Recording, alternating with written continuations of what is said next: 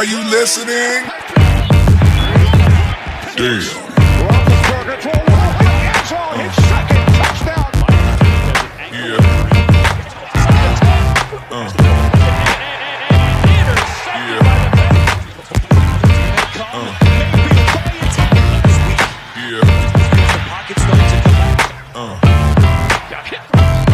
And the ball is loose. Third and 4. He's a couple of Jackson open field.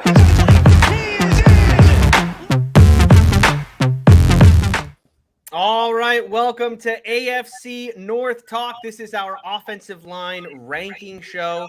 We do this every year. If you're not familiar with AFC North Talk, we are a roundtable show all about the AFC North. We are going to be today. We're going to be continuing our ranking shows. We have done all of the offense. The last position to do here is the offensive line, and we're going to be doing that today. Let me introduce my host, Ace. He is representing the Cincinnati Bengals. Ace, how are you? I'm doing good, bro. How you guys doing? Doing well. Quincy, representing the Cleveland Browns. How are you? How are you doing? Pittsburgh Steelers fan with the third best wide receiver in the world right now. Listen, love it. We'll get to that in a second because we have some super chats. Want to let everybody know, yes, we're going to have super chats going on all throughout the show today. So while we give our rankings, we're going to go 4 through 1. We're going to give our rankings on who we think has the worst offensive line in the AFC North, who we think has the best. But throughout the show, if you want to comment on who you think has the best offensive line, the worst offensive line, or anywhere there in between, drop us a super chat. We will read it on the show, just like our good friend Nova Stone here, who left us a $2 super chat. He says we have to redo the wide receiver rankings as the Steelers now have a top 3 wide receiver, and that, of course, referring to Chase Claypool's comments he made on a podcast earlier this week, where he said he believes he is a top 3 receiver in the National Football League. Hey, man, if Tom Brady had wide receivers like Chase Claypool, he would have 10 Super Bowl rings. Ain't that right? I know people expect me to have this look. If you watched the show last week, the wide receiver show, I have no love for Chase Claypool, the player. But this is always the part of his game that I don't really care about. People get on him for the off the field stuff, the TikTok stuff, when he talked about, the Browns are going to get clapped by the Chiefs and all that stuff. That's the part of him. I don't care about that stuff as much. If he's on the field, look, if he believes he's the third best receiver in the league, cool. I want a player to have that irrational confidence in themselves. It's something I loved about Duck Hodges when he got to Pittsburgh, right? He didn't look like a fourth quarterback out there. He looked like a guy who wanted to make the team, who thought, no, I'm the best quarterback out here. I'm going to make the kind of throws that any quarterback could make. I'm not going to make just the safe throw because I'm the number 4 guy and I need to protect myself and all that. No. That's what I loved about Duck. The thing about Chase Claypool is, okay, you believe you're the top 3 receiver, but what do you do on the field that exemplifies that? He's not, I go back to the 50-50 ball stuff with him. He never bodies a corner. He never, for a top 3 receiver, it's amazing that this year he has to get moved into the slot. So I wish that, for a player who has this belief in himself, I just wish it showed itself on the field in any way, shape, or form, but it does not. Yeah, I think he's a great player, but I don't even he must be talking about a top 3 receiver on the Steelers, because if we're talking about the NFL, which I understand that, but the weird part is if it's all about confidence, you should say that you're the best receiver in the league, not top 3. So for me, I like Claypool, but he has not entered that realm, and I don't think that he was being serious with it. I think, like you said, just the overconfidence. But yeah, I don't know if he's better than George Pickens, and I'm not. He's not. I'm just going to put it out there. I don't even think that he's better than George Pickens. No, because I'm just saying with the whole Chase Claypool thing is, I get it. What else are you supposed to say? Even though you don't have to say top 3. Just don't right? say like it. Most guys get asked that question. They go, I'm one of the best. I think I could be one of the best. I'm working to be one of the best. So he did not have to say top 3. I don't know, man. Everything you hear come out of Chase Claypool does not strike me as, we talked about this before the show. Antonio Brown was insanely conceited, but he put a lot of work into that concession, right? Like, he put a lot of work off the field, on the field, to be the best wide receiver he could be. But when it comes to Chase Claypool, everything you read about him makes me feel like he just think he got it already. Like, he don't need to work that much harder. He's already top 3 in his head. And, he's talented enough to where he's going to be able to stick around and be hovering around 700-800 yards every year. Right. But, is he ever going to be somebody who reaches his potential? It's hard to reach your potential when you've already think you've reached it. You know what I mean? Like, it's hard to reach higher when you felt like you've stretched long enough. And that's the issue with Chase Claypool is that, he has all the tools to be one of the greats. Well, I don't even want to go that far. He has all the tools to be a top 3 receiver for real. All the tools. He is not naturally prohibited from being that. It's just, is he going to become it? Tony, a lot of guys have had those tools, right? A lot of guys have had the tools throughout the years. The tools are not that rare. Putting it together and working hard enough to put it together, that's what makes a Jamar Chase and a Chase Claypool, who is honestly, like, if you look at it from if you just put him on a piece of paper, Jamar Chase is not as impressive physically in some ways as Chase Claypool, but Jamar Chase is much better because Jamar Chase, for lack of a better word, got that dog in him.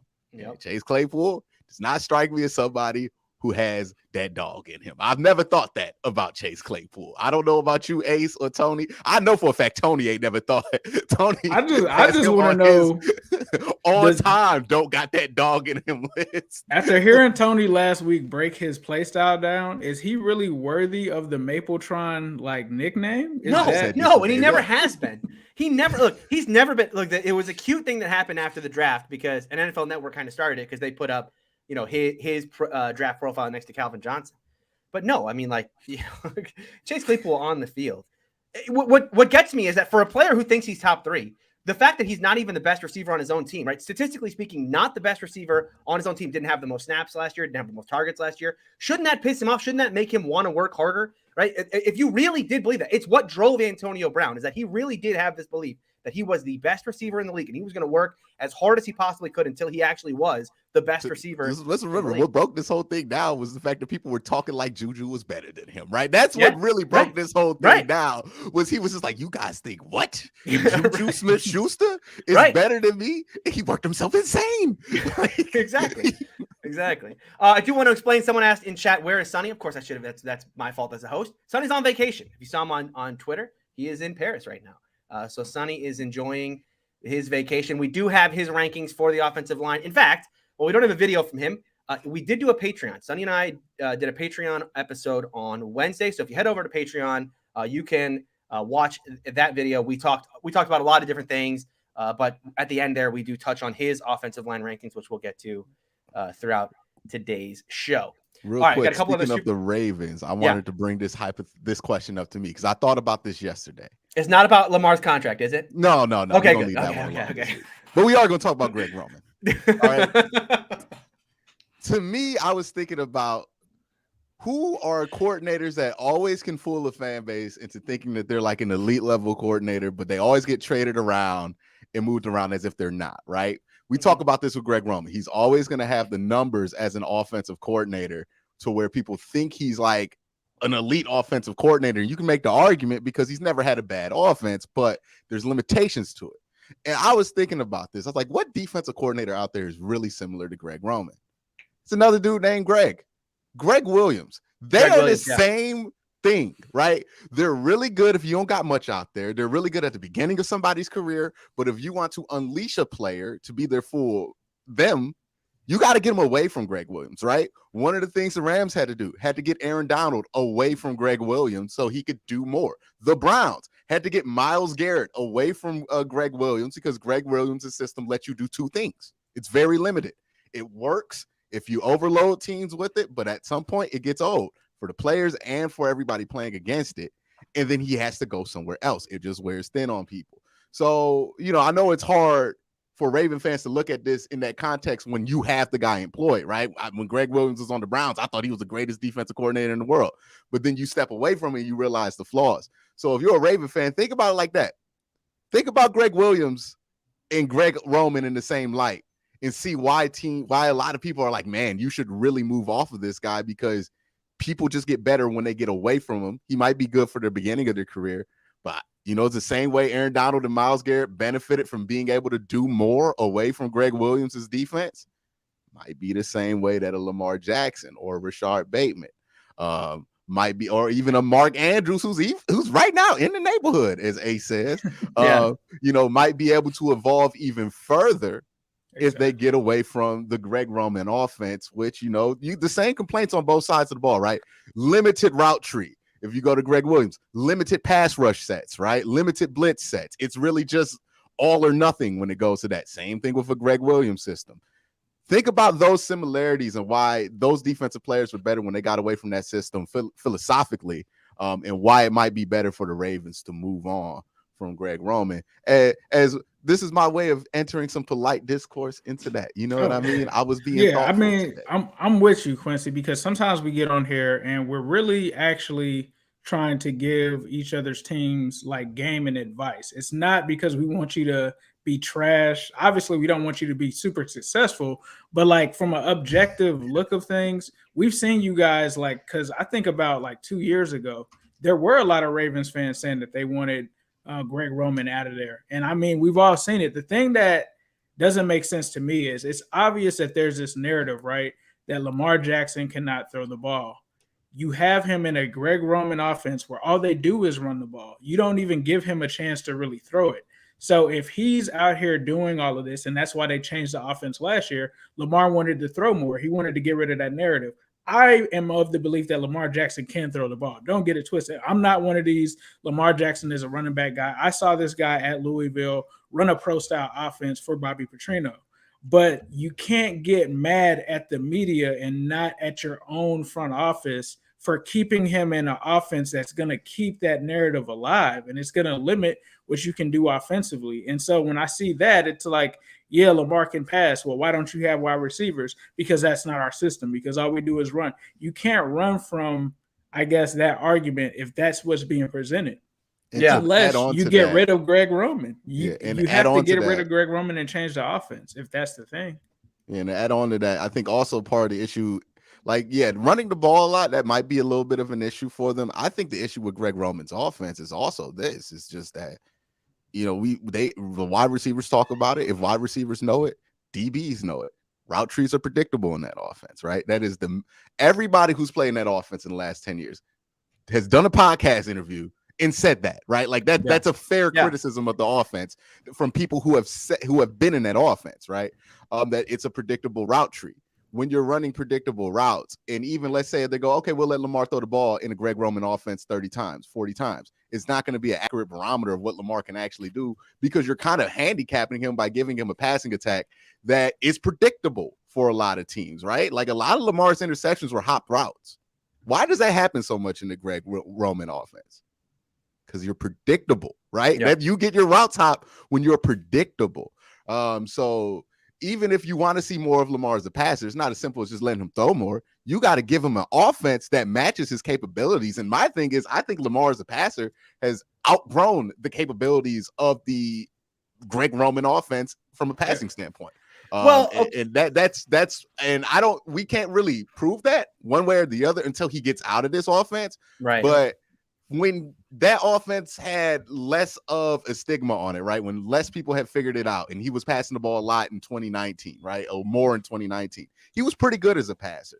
This year, it was bad. Now, the offensive line was bad. It was bad in 2019 as well. But I think there's evidence there to show you that, hey, look, he does not need to rely on the crutch that's just running the ball. I think if you give him a better passing attack, if you give him something schematically a bit more complex and harder for defenses to kind of get on top of, then I think you'll get the performance out of him as a passer that you want. And then he's always going to be Lamar Jackson when it comes to being able to run the football. So you shouldn't rely on that crutch from the offensive coordinator standpoint, because I don't think Lamar needs an offensive coordinator to have him successfully run the football.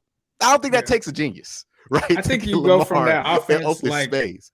We've seen it with Mike Vick, right? Like he goes from that Atlanta Falcons offense, he goes to Philadelphia, he gets in a brand new scheme with Andy Reid, and it's using him more as a passer. Like that's the kind of offense I think Lamar Jackson could thrive in. And he, like Quincy said, he's still going to have those moments where plays break down and he's going to ad lib and do stuff. But there's other ways in other offenses that you can utilize his skill set in.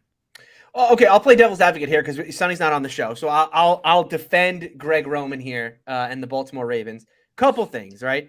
Number one, to touch on the idea that like when people leave Greg Roman's system, they're better. I mean, we don't know that that's true yet in Baltimore, right? We don't know that that's true that in Baltimore people leave and are more successful. Now, part of the problem there is that they haven't had a whole lot of talent to leave, right? You know what I mean? Like, it's not as though, Marquise Rashad Brown get Perriman- 1,500 yards this year. Okay, did that point is set in stone. Exactly. Right? Like, this is going to be a big barometer year, right? Because it's like, look, what if Bateman only goes for like 800 yards, and then out in Arizona, Hollywood Brown goes for 1,300, right? Has a monster season with Kyler, and it's like, okay, yeah, I mean, Greg Roman, what happened here? Yeah, I mean, I will agree with you there.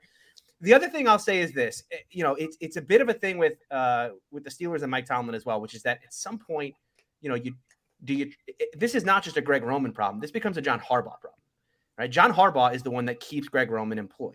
If John Harbaugh wanted Greg Roman out, if John Harbaugh felt like I am holding back my MVP quarterback with this offense that we're running, then it's on him to get them out of there, right? And you can say the same thing about Mike Tomlin and the offensive coordinators that he had late in Ben Roethlisberger's career that a lot of people felt like held back the offense in certain ways. But, look, no one's going to sit here and say Mike Tomlin's a bad coach, right? Or is a bad decision maker in those ways, right? We trust Mike Tomlin's there making the right decisions. Same way with John Harbaugh, right? I know we want to prove a negative here and say, well, Lamar Jackson would be better if he was in another offense. We don't know that that's true because we've never seen him in another offense. And Ace, to your point about the college thing, I understand what you're saying, but it's hard to say that because he did it in college, it would translate into an NFL style of offense or like a pro style in the NFL. But again, we just can't prove it because we've never seen it. Well, what's pro style in the NFL nowadays? But I'm just saying it's not like a Colin Kaepernick situation where he had no idea what the pro style offense was and he had to develop. Right. And also, like, Lamar, significantly better college player than Colin Kaepernick. Lamar Jackson was maybe one of the greatest college football players of all time. Yeah. But I think there is, look, this is always going to be for a team the most difficult choice to make, right? A lot of us think it's difficult when you stink. When you stink, the choices are easy because you stink. What can get worse? You stink more, right? Like the Browns have not made a lot of difficult choices in the last 20 years because they've stunk, right? The choices get difficult when you're good, but you're not necessarily where you want to be because you have to make some hard choices because you're going to let people with good resumes go that it might not make sense for everybody, right? And it's crazy. John Harbaugh's a Super Bowl champion. Well, hold on, because it's even more crazy than that. Wink Martindale, he let Wink Martindale go before he let Greg Roman go. Yeah, right. So it's not.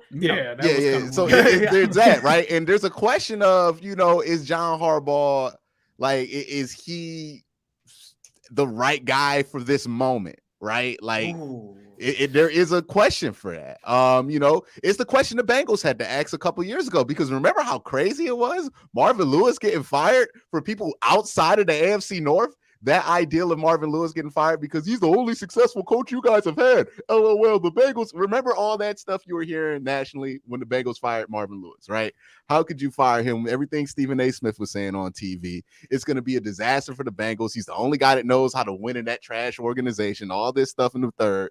And then it ended up being that Marvin Lewis probably just wasn't the right guy for the moment. He's a great coach, just not the right guy for the moment. That just happens, right? Yeah. It's going to happen to Mike Tomlin. One day he's not going to be the right guy for the moment. Might be sooner, might not. Like, we don't know. But a great coach can get lost just because he's just not the right dude for the right moment. And you got to make those choices and sticking to status quo. Sometimes that works out. Sometimes you're the Warriors and you win a championship 5 years after everything kind of blew up because you stuck to status quo. But there's really only one Warriors, right? And we don't know if that's the Ravens, right? So it's a hard gamble. It's not anything that makes any fan base comfortable because it's not an easy solution. When your team stinks, the solutions are easy because you stink.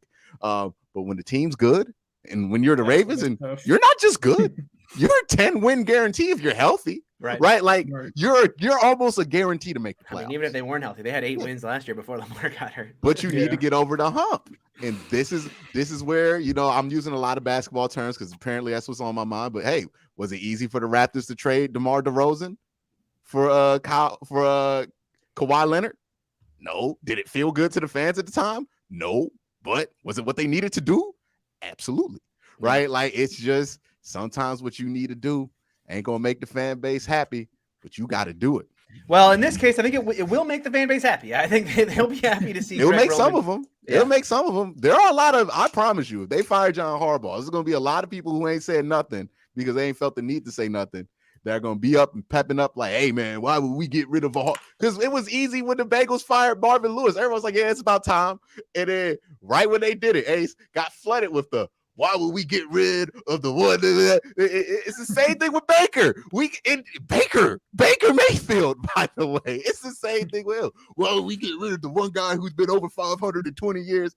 It's always hard when you have to make a decision that's not necessarily escaping from poverty, but escaping from good or mediocre, because those decisions are going to rock the boat. Those other decisions, don't nobody care when you stink. And that's just where y'all at, man. It's a tough place. Andy Dalton, right? Similar thing. Yep. Not Andy the Dalton right dude. and Marvin Lewis at the same time. The old Just had 2 packs of me, just right there. All right, let's get to some super chats here, and then we will get into our rankings for the offensive lines. We'll start with Nova Stone here. Gave us a $2 super chat. Appreciate that. Nova Stone said Claypool thought the question was best TikToker. He might be, I don't know. I mean, I don't know. Look, Juju's number 1. He could be top 2 in that one. He could have undersold himself if it was best TikToker. Rex here, $5 super chat says Claypool's going to be so mad when he gets locked down by JOK. That's disrespectful. Third best wide receiver get locked down by a coverage linebacker. Whew, boy. I bet Chase Claypool is somewhere tweeting about this. You know what I mean? Instead of lifting. Hey, Chase Claypool is a top 3 big slot. Yeah, how about that? Huh? Top 3 big slot. I'm pretty sure he has like the 3rd highest following on social media. All right, Steeler Nation 412 with a $2 super chat here says, or 412, I should say, 412 Steelers area code. If Watson doesn't play, will the Steelers be better? I'll say this. This is my projection for the Steelers here. You know, record-wise, throw it out. I don't care what the records are. They're going to be the 3rd best team in the AFC North, right? They're going to be the 3rd best team in the AFC North this year. They will finish with the 3rd best record. Who's 4th? Who's the 4th best? I want to know. Well, this is his point. We shall see. He don't know who gonna be 4th, 1st, or 3rd. See. But he was second. Just don't be 4th. Don't be 4th this year. Don't be 4th this year. I'm warning all the fan bases out there. Don't be 4th this year.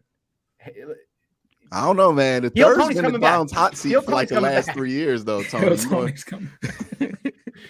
Oh, after what happened to me on draft night. Oh, if someone finishes below Kenny Pickett in this economy, does it count? Oh, heel Tony's coming back. Does it count if it's Mitchell Trubisky? Oh, definitely. We ain't do Mitchell like that. Magic Mitch? We ain't do Mitchell like that. All right. Ray Rags definitely did Kenny, though. Ray Rags with a $10 super chat says it's a lot of pressure to put on a player coming out of the draft. I hate when people start comparing prospects to Hall of Fame / all-time greats before they even play an NFL snap. All right, I agree with this take 100%. I do think, some people call it lazy. I just think it's the easiest comparison because the elite players, you can recognize their play styles, right? They have a defined play style, and we all know it because they're great, right? It's harder today to talk about what is, I would compare this guy to a Rashad Higgins or something like that. Because Rashad Higgins' play style, no one watches, every snap of Rashad not Higgins. Everybody knows what Rashad Higgins looks like. Yeah. So when the Steelers get Calvin Austin, they compare him to Tyreek Hill. Why? Because he's a small guy who's fast, who can play on the outside. And who's a small guy who's fast, who can play on the outside in the NFL? Oh, I know one. Tyreek Hill. So, I warned you guys. I warned Ravens fans because the Bengals fans, we did the same thing. John Ross. And then I saw them doing it. I was like, do not say that he's the next Tyreek Hill. There's been so many next Tyreek Hills. We've all drafted the next Tyreek Hill. Yeah. Super fast small guy. They make them. They grow on trees. You can get them. They're in the draft every team year. in this division. They just forget about Deshaun Jackson. It's just everyone is Tyreek Hill. There's no Deshaun Jackson. There's no taking it easy. That's right. All right, Ray Rags here with another $5 super chat said, didn't Greg Williams only let Myles Garrett use 2 pass rush moves? That's crazy, right? You look at Myles Garrett and go, you can only do 2 of the things that make you special. Go out there and play a season. Wonder why they went 0-16 that year. You know what I mean? All right, we got another super chat here from Nova Stone, who said the Ravens should pay Lamar, then trade him for Manning. I'm assuming the Manning is Arch Manning. I would back off that train. He's going to Texas. What has anybody from Texas been a first rounder the last 10 years? It's been since Vince Young, since they've had a first rounder, I think. Is Texas back? But this is man. Arch Manning gonna be in that transfer portal in 2 years, go to USC like everybody else. You know what I mean? That's just gonna be what it's gonna be. Oh, that's a good point. With the transfer portal, it does yeah. Well, you can just cash in at Texas. Or you cash in at these big schools. That's what I'm saying. He gonna get that oil money while the prices are high. Right. And then in a couple of years, he gonna slide over. Go ahead and get is it like a LeBron thing with him, like LeBron James' son with the Peyton Manning thing, or do people expect him to be better than like No, Peyton Manning? The Well, he's hype Cooper around Manning's son. the hype around Arch Manning, Ace, is absurd. It's crazy. It's It Josh is Rosen. crazy. He's the number one prospect in this class, the 5-star quarterback. They expect him to be on par with Peyton Manning. Yeah. Yeah, I have they not do. They heard a quarterback hyped up this much since Josh Rosen. And I know that might not sound like much to people who only know Josh Rosen, the draft bust, but if you were around in 2013, 14, when that boy was in high school, people were like, he's better than Andrew Luck. Yeah. He's going to bring back UCLA. He's going to do it all. The boy had a hot tub in his room. He was the original Joe Burrow. He just didn't work out. I'll be interested to see what happens with Arch over time, because he's got the bloodline, so he's got that going for him. But it also shoes to fill, man. I hope the kid does pressure. it. Like I'm not against him. I always feel like that's a tough situation to be in, so I always hope that the kids live up to it. But we're gonna have another Manning at quarterback. Cool. Like the world stopped as soon as he announced that. Like I don't even watch college football. I'm not even in the loop, and I saw that everywhere. Like Arch Manning is going to Texas. It's huge. I'm surprised Texas could get that. Like, you remember when Texas, like in the 2010s, they had like 5 Heisman Trophy winners either play college football in Texas or from the state of Texas. It was like RG3, all these guys are from Texas, Johnny Manziel, and none of them went to Texas. Texas had like the 3rd McCoy brother out there starting for them. Surprised they could get a recruiter this caliber. They must have spent a lot of money. Nick Saban going to release a press conference on it. Like, it's going to be check's great. cleared, Q. You know what I mean? The check's cleared. Arch Manning going to Texas is why NIL is the best thing to ever happen to college football, because boy, it would have been bored if he would have went to Bama. Could you imagine if he went to Georgia or Bama? It would have been very, very silly. Yeah, I'm going to Georgia. Oh, well, Georgia's winning the next 3 national championships. Okay, yep. Great. With that defense, cool. All right, Kurt Phillips here with a $5 super chat said, I really, truly believe that if Lamar wanted Roman out, Roman would be out. Do you guys think that Lamar has that clout yet with the Ravens? That he's kind of contract. No. I mean, this offseason is showing you that he doesn't. Like, for me, I think Greg Roman would have been out, and I think Lamar would have a contract if it would be that case. I think if he were to say it, like if Joe Burrow were to say, well, he can't say Zach Taylor, but let's say that somebody else was calling plays and he was like, I don't want this, he'd be gone. That person would be gone. If Lamar got his way, like they're suggesting, 1, Greg Roman would have been gone. 2, Marquise Brown wouldn't have been traded. 3, Antonio Brown would be a Raven, right? Yeah. Like, all of these things. He would have receivers on his team. In some ways, you got to save them for themselves. He would have receivers on his team. Well, I'm saying he don't got the clout yet. 1, he doesn't have the contract, right? Quarterbacks generally don't get the clout until they get that contract, that second contract, or that real big boy contract, right? That's when they get that move. Unless you're Joe Burrow and went to the Super Bowl, right? That changes things. But yeah, he ain't got that kind of movement yet. You know, the Ravens ain't gonna just go to side for nobody. Like the Ravens look at that receiver core. There is no way Lamar Jackson won. Like, no offense to any of the players that are there. There's no way Lamar Jackson saw all of these guys getting receivers and loading up and was just like, yeah, I'm good with what we got. Dog, did he tweet, what are y'all doing after they drafted a center? Like, yes. Yeah. I think he said it wasn't about but it just happened to come up. Of course you got to clean it up. Of course you got to clean it up. Here's the thing that bothers me about the situation, right? So we know that Hollywood and Lamar are good friends, right? These two are good friends. Hollywood told Lamar at the end of the season, like, I don't want to play with you anymore. I don't want to play with you anymore. I'm out. It's not you. It's this offense. Exactly. It's like, it's not you. It's me. This is so bad that I don't want to play with my homeboy no more. You don't think Lamar was like, hey, man, can we just change the offense so I can play with my homie? You don't think that other receivers were reaching out to Hollywood Brown? Like, so I'm thinking about signing with the Ravens. How do you like this offense? Oh, it's horrible. Yeah, like that stuff happens. Right. Those guys talk to each other all the time. Yeah. All right, Ravens Nation here with a $5 super chat says, I think Belichick isn't the right man for the job anymore either. Hot take. As a Ravens fan, though, I agree with what Q said. Belichick not the right man for the job?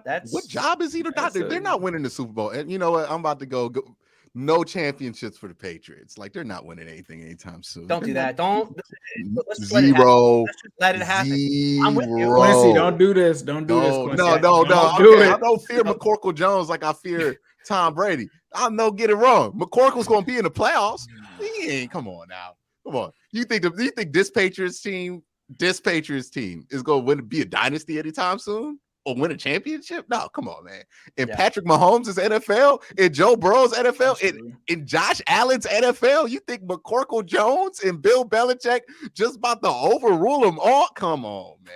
Yeah. My hot take sounds like is that I still perennial believe success. Trevor Lawrence is better than Mac Jones. I'm sorry. I'm not Oh, buying yeah. that Mac Jones Yeah, is yeah. better than Trevor Lawrence. There's no way I'm buying that.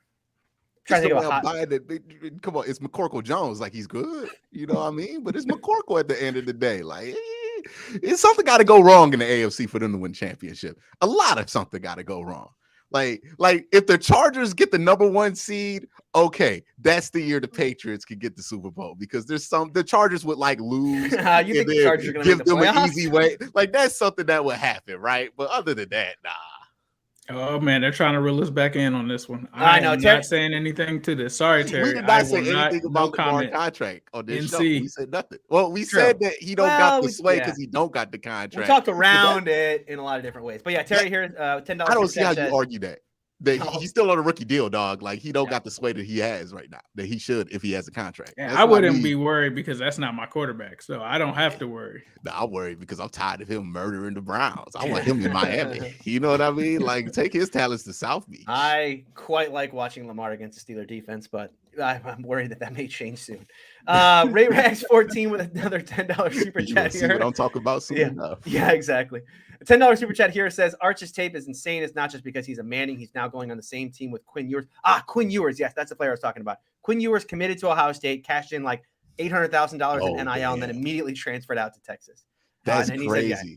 Quinn Quinn Ewers Ewers. is about to become the next Tate Martell. Well, remember, Manning doesn't actually start college till 2024, I believe. Oh, okay. So he's So oh, he could change his mind between Well, now and Oh then. yeah. He could. Euro's gonna be still what, a third year? The other checks may clear even better than the checks Let that me have tell already you cleared. something, I don't think Arch Manning is sitting the bench, right? Like, Yeah, no, he's not. that scenario requires somebody sitting the bench, and I don't think it's gonna be Arch, right? No. Like, Arch will not. I mean, the fan bases at those schools will not. Let it. I don't think that there's any way This sounds Peyton like a Manning's decommit. son sits his freshman year. I just don't. It's see that Cooper happening. Manning's son, not Peyton's. It's Cooper. it's Manning. Cooper Oh, Manning's Cooper son. Manning. Yeah, Okay, Cooper yeah. I no, don't. no. I If don't it's see it Peyton happening. Manning's son, no, They there's share no that way. bloodline. No. Like, I think Peyton Manning's yeah. son is like 7 right now or something like that. Peyton Manning's son okay. would have to go to Tennessee. By the way, I don't think that he would allow his son not. Do you to go think Peyton Manning, being a Tennessee fan for the last 20 years, wants his son to go to Tennessee? They're there, but they play. I mean, they're off. I don't want to derail, but their offense is actually fun now with Cooper's- Heupel as their coach. No, Cooper's but it's about to get his Tennessee. get back. I know it's It's Tennessee. Get his Tennessee. get back through his son. Cooper's getting All his right. get back through his son. We gotta put the brakes on the super chats for a second. We'll get back to them because we have to talk to you guys about our friends over at Manscaped. Sweaty sack summer is approaching, and it's time for you to prioritize the comfort of your crotch. That's why the kings of crotch comfort, Manscaped, have spent 2 years designing the most comfortable boxer briefs out there. I've had the honor of testing these out, and these new boxers, I can say they're the softest fabric of any underwear. So breathable, it's like gills for your groin. They even trademarked the jewel pouch, so you know it's serious. I think it's time for you to invest in your family jewels. So let your bulge breathe and get 20% off plus free shipping by using the code AFC North Talk. AFC North Talk at manscaped.com. Now, I want to kind of back up here because I want to give you guys kind of a background look at how these Manscaped reads work. So every month, our Manscaped rep will send us a couple different ad reads. You know, hey, you could do this one this month. You could do this one. When he told us I could do the boxers again, I said, I absolutely have to do the boxers because as I've said before, Manscaped makes a ton of great products. All the stuff we talked about before in their performance package is fantastic. But the boxers are the best boxers I have ever bought. And to the point where I actually went and got a whole new set just before we started recording here today. The Boxers 2.0. Let's just say you're on a date and your partner catches that Manscaped on the waistband of your underwear. It's almost guaranteed to raise some eyebrows and act like a billboard on the highway to Pleasure Town. This is thanks to their Lawnmower 4.0, the best electric trimmer for below the waist grooming. This trimmer offers skin-safe technology designed to trim hair on loose skin. Outside of just ball trimming, they're now focused their efforts on helping your thigh slappers in other ways with the game-changing boxers. These boxers include the Jewel Pouch, a pouch designed to cradle your balls in their own special space, lined with perforated performance fabric to keep them well ventilated. Basically, Just imagine your ball sipping pina coladas, chilling on a hammock on some tropical beach. The micromodal fabric is buttery soft and breathable, keeping your cucumber cool. Walk, run, strut. These moisture-wicking boxers breathe without breaking a sweat. And you can get these boxers at manscaped.com, but you got to use our promo code. 20% off, free shipping with AFC North Talk. That's AFC North Talk at manscaped.com. Go get yourself some of the best boxers I have ever tried. All right, let's keep going here.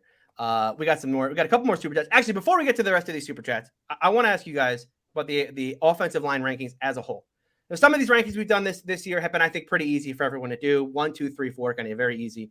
How difficult was this ranking for you? I know for myself, in talking to Ace or talking to Sonny about this on the Patreon, I had a real trouble with 2 and 3. 1 and 4 were obvious to me, but 2 and 3, I kind of went back and forth. Ace, what about you? How difficult was it for you to put together these rankings? I think same as you. I mean, 1 and 4 was pretty easy for me. 2 and 3 is kind of where I struggled. At one point, 3 and 4 until I kind of looked more into it. But I could see a world where 3 and 4 could be potentially an argument as well. But for me, it was a lot more spicy than I thought it would be. Interesting. Q, what about you? No, this wasn't difficult for me at all. Yeah. But you're at the top of the mountain looking down and going, I don't care. That now? I don't want to spoil anyone's rankings here, but I would imagine, yeah, you're sitting at the top of the mountain looking down and going, who's 2, 3, and 4? Who cares? They're not. Yeah, there's a clear 2. You think so? So yeah. I don't know if there's a clear 2. I think there's a clear 2 when we get there. I think you can make a successful argument that there's a clear 2. I think 3 and 4, yeah, you can roll dice, but I think there's an argument why I would put 1 and 4 and the other 1 and 3. Well, I think they had 3 and 4 is a little bit of a more nuanced. Really? thing. You guys think I think there's a gap. Yeah. I think the entire AFC North is it's like there's a gap between 1, then there's no gap between 2 and 3. 2 and 3 to me are like the same. I don't agree with that. And then there's like a huge gap going down to 4. But all right. But we'll get into it. Yeah, we'll get into it then. We'll get into it. It might be a little spicy today. All right. Novastone here with a $2 super chat says, it's still Tom Brady's NFL. Everyone fears the GOAT the most. And for those of you who are new to AFC North Talk, Novastone is a Ravens fan, but also the world's biggest Tom Brady. I got a correction from Novastone. TB, he's not talking about TB12, Tom Brady 12. He's talking about Tim Boyle. From Detroit. Yeah. He's a big Lion guy. Yeah. Big Lions guy. Yeah. Tim Boyle. No, he didn't. No, I was going to say the Steelers tied the Lions last year, but I don't think it was Boyle starting. I think that was Jared Goff. You guys tied the I don't know if that's better or worse. Now barely beat the GOAT, Tim Boyle. Nice. Baker Mayfield famously stormed off the field frustrated after that victory. Just showing great leadership. All right, Melvin here with a $2 super chat. Melvin, we can't talk about this. We were instructed not to talk about this. So I'll read your super chat, and then we're gonna have to quickly move on here because we were given strict instructions. Now he says Lamar is waiting on Kyler Murray and the Kyler Murray contract situation. Could be waiting on that. Could be just waiting, waiting to see what happens with his coaching situation. Maybe. All right, maybe he's waiting till 2024. Yeah, maybe he's on the Arch Manning plan. All right. I'll start with Sonny. We'll do his number 4 here. He has the Steelers number 4. Didn't give me a whole lot of reason here, but it doesn't need to. I'll give the reason for the Steelers being 4 because I also have the Steelers as the number 4 offensive line. Look, the Steelers were one of the worst offensive lines in the league last year. One of the funny things is that you have the Steelers and Bengals going through this kind of shift this year where they both spent free agency adding multiple offensive linemen. But you look back to 2021, both can be in the argument for the worst offensive lines in the league. In fact, I think both fan bases almost want to be considered the worst offensive line. It's of honor for them, isn't it? It's like both these teams made the playoffs. Both of them, far exceeded expectation, and they did so. And if they could say that they had the worst offensive line in the league to do, and did it in spite of that, well, what would ever happen with these teams if they ever got an offensive line? As I do find that funny about last year. But I think the Steelers for me are like a firmly 4. This is a team that's kind of where they're like on the Bengals plan if you're the Bengals 2 years ago, right? Like they don't need to go and do the Bengals thing right now where they go out and get all the vets that can solidify all the spots because they don't know who the quarterback 2 years from now. Like the hope is that Kenny Pickett emerges as the guy. And then, you got to have the offensive line fixed 2 years from now. But right now, they're still out there kind of trying to make the young guys work. They're going to have 5 guys who are all under 26 years of age, 26 or younger on this offensive line. And it's interesting how they put it together this year, because last year, if some of it was like fly by the seat of their pants, they didn't have a lot of cap room. They ended up drafting a couple guys that they started. They had Try Turner at the last second. They were going to move Chooks to the left side, and they said, actually, we'll keep him on the right side. This year, they're going to have 3 players likely that are going to be on their second contracts, but again, under 26 or younger. So it's like this mishmash of like, it's a really young group. They're all 26 or younger, but they're a veteran group. 3 of the 5 of them have been in the league for at least 4 seasons. I really like the addition of James Daniels. To me, he was the best addition that they've had.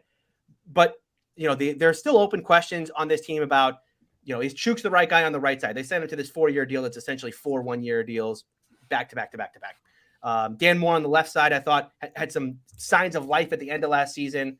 But I don't know that he's like a guaranteed entrenched starter for years. And then, as I said, on the inside, you still have questions about Dotson and Kendrick Green. I like Daniels, but, Daniels is only 1 player on the interior. You need 3. So for me, this was an obvious, I think there's a huge gap between 4 and who I have as the number 3. But Ace, I want to hear from you.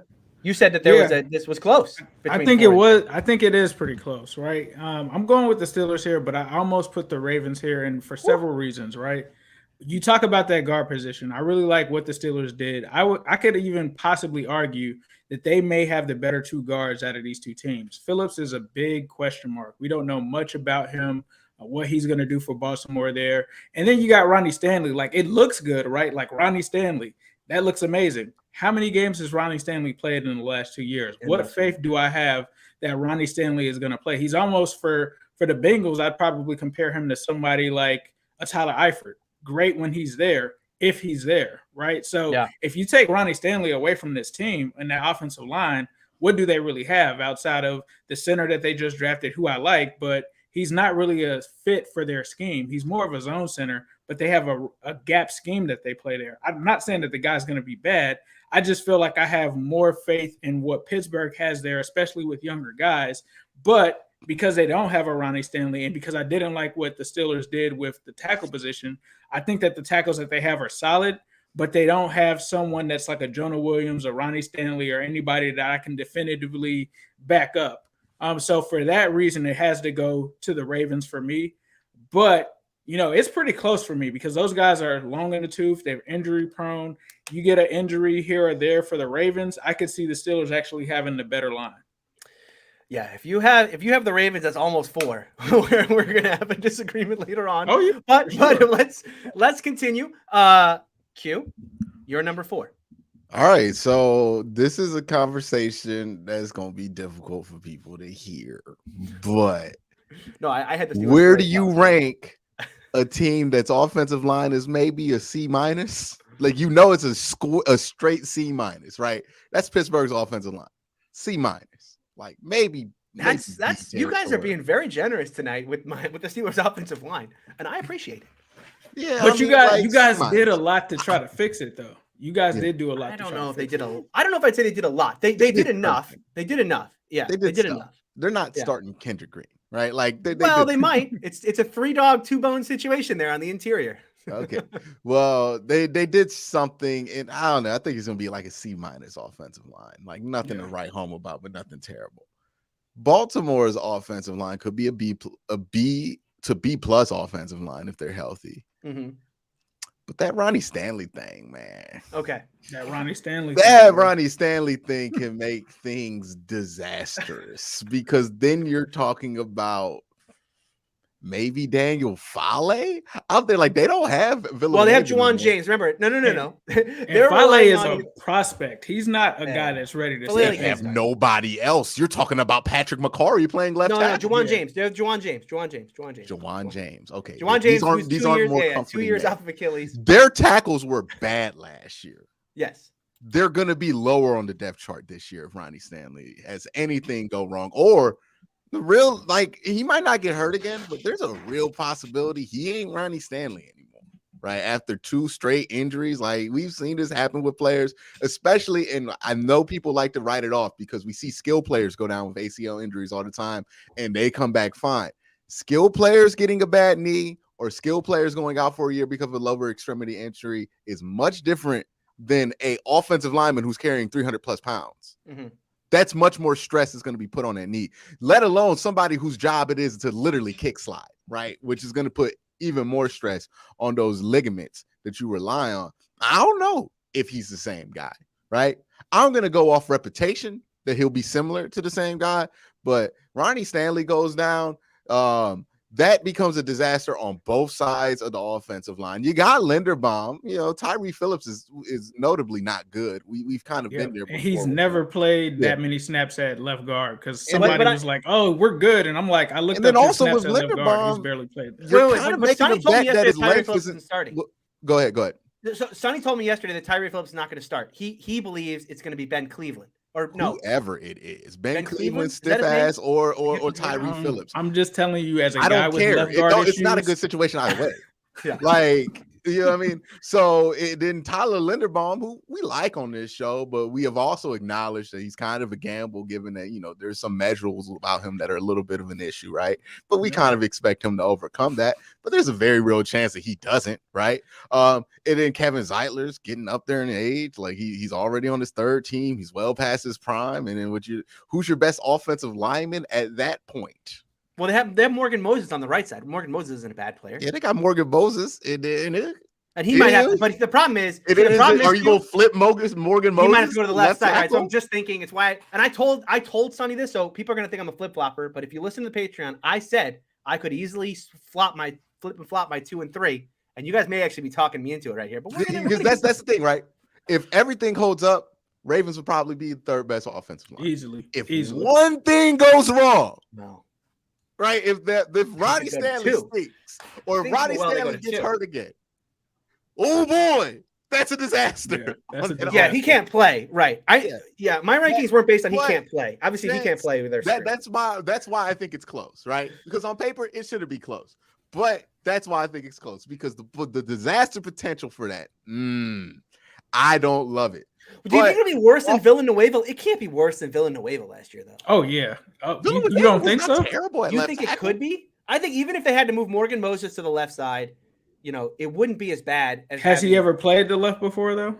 I don't know. Yeah, at least Villanueva was a left. Like Villanueva's issue was he was terrible on the right side. He was actually good on the left side last year. Yeah, when you swap sides, he wasn't. Okay. Good's a strong word. Good's a strong word. Here's what I'll say: he was better on the left side than he was on the right. Okay, fine, but he was bad. I mean, he was just straight up bad last year. Yeah. Listen, I had a lot of fun watching all of the gifs. No, I remember I said this at the beginning of training camp last year. Why do we think Andrew Villanueva is just going to be able to flip to the right side of the offensive line in his? You said that. He said that. Like it's valid. It's valid. You can't just flip someone on that. Trust me. I've seen it as a Bengals fan. I've seen them try flipping guys, switching sides, putting guys that are tackles at guard. It is not easy. It is not a sure flush when thing. the offensive line Moses has played left tackle particularly before. great. Moses has played left tackle before. Yeah, but okay, not a lot, but he has. So I don't like the drafting they've done with these offensive linemen. Like Ben Cleveland, never high on him. I absolutely think Daniel Fale is a flop at tackle. Yeah. But hold on, Tim? You don't like Linder? Linderbaum's good. Okay, Linderbaum's good. I'm not hating on Linderbaum, right? Okay. But Ben Powers, Ben Powers is not a young player. The scheme fit for Linderbaum scares me Ben Powers, because he doesn't fit that scheme. Is Ben Powers a younger player? No, I feel like Ben Powers is a vet. I remember Mel Kiper talking about him like 3 years. 2019. He's drafted in 2019. Yeah. Okay. So it's just I don't like the reinforcements. And I don't really love their starting core, but if you have Ronnie Stanley out there, I just kind of have to trust it. So they're going to get 3 by de facto. So I'm going to put them at 3. The Ravens. You're putting the Ravens at 3, Steelers at 4. Steelers at 4. Okay, so Steelers stay at, If one thing goes wrong in that Ravens offensive line, you heard it here first. That could be a disaster. And it's like sometimes we talk about hypothetical injuries, but in this case, this is a player that has is like predicting an injury for Jadeveon Clowney. Like it's not if. You know what I mean? My thing, okay. And obviously, I'm gonna spoil it here. I have the Ravens at 2, but the reason I have the Ravens at 2 is because my projection is more of Ronnie Stanley's coming back this year, and if I'm not factoring in like what if he gets hurt again. Obviously, if he gets hurt again, you guys are absolutely right. I mean, they could be 4. I mean, it could be a disaster because they could move Moses to the left, and that might be okay-ish. But then you're playing Tyree Phillips at the right tackle, You know, once again, they end up in a similar situation to where they were last year, where it's all these moving parts, and they're already adding in a new center who's a rookie. I like Linderbaum a lot.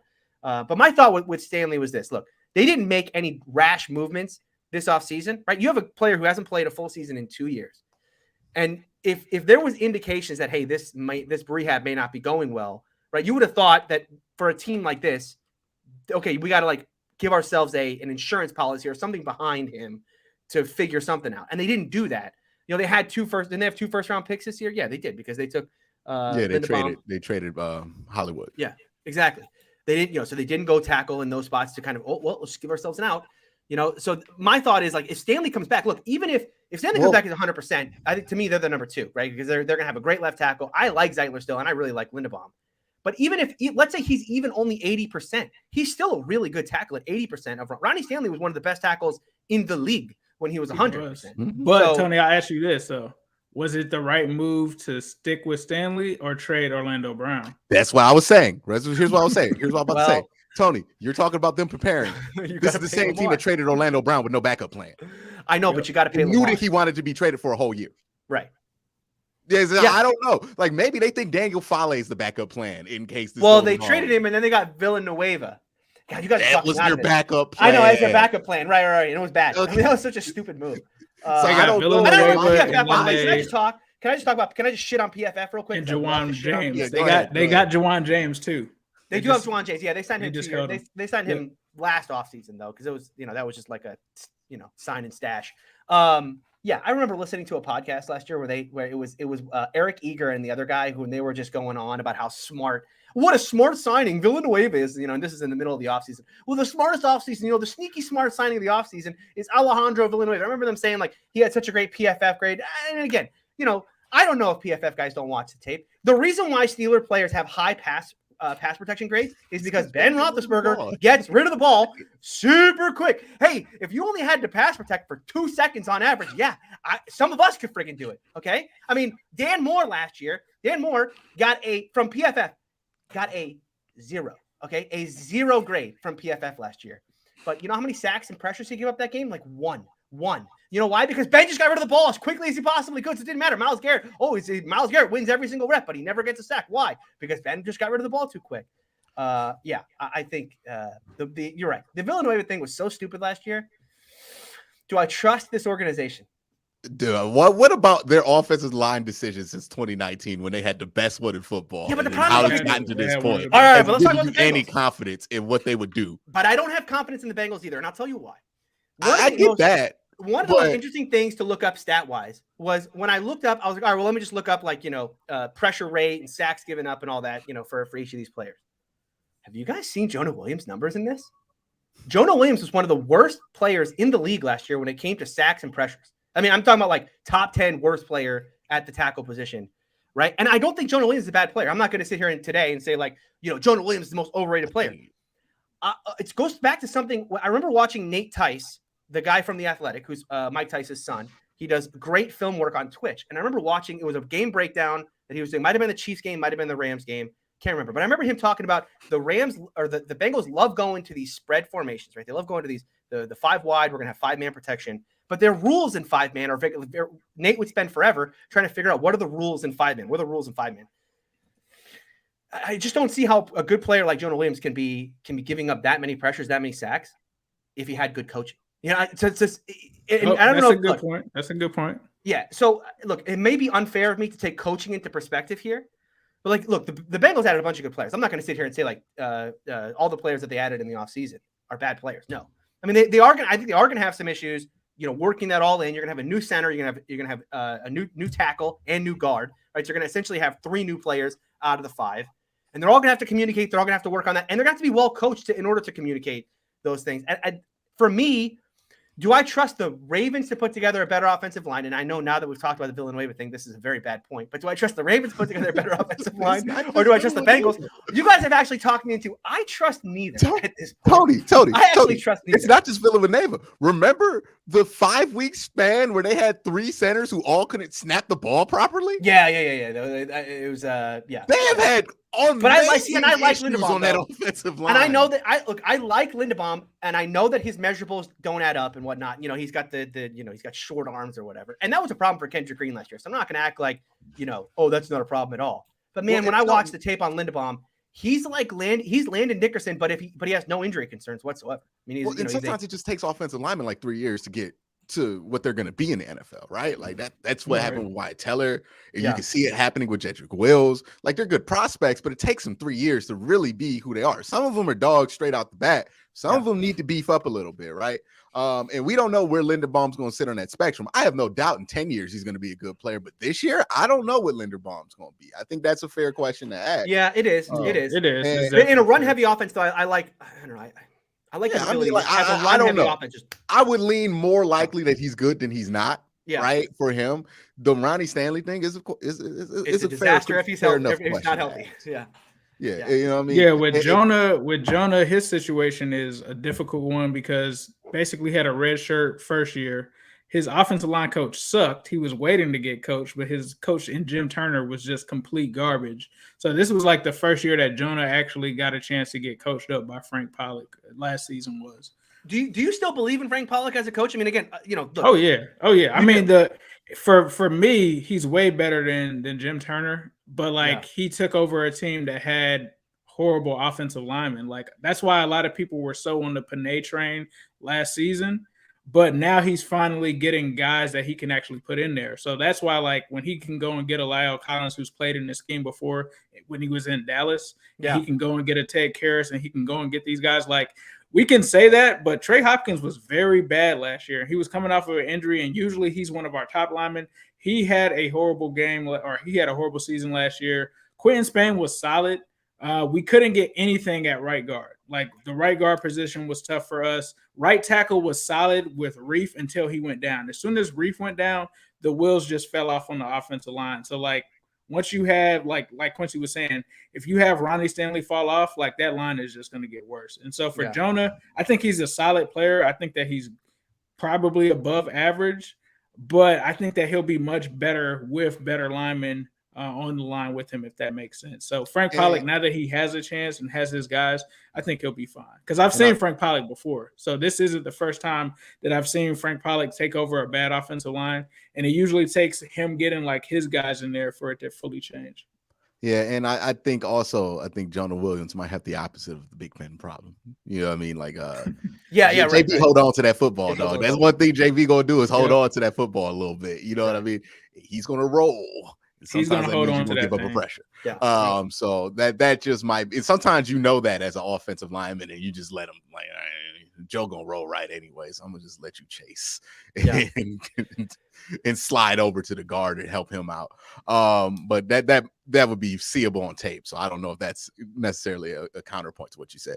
But yeah. I mean, we basically covered 4 and 3. I think we covered. Yeah. Well, I covered my 2 and 3. Ace, you have the Bengals 2 or the Browns 2? I have the Bengals 2. Okay. I'm not that crazy now. I'm not that crazy. Hey, I've heard some Bengals fans say that they expect to have a top 5 offensive line. And while look, I think it could be top 10 potentially. I think it could be top 10, but no, we're not over the Browns. No, not right now. No.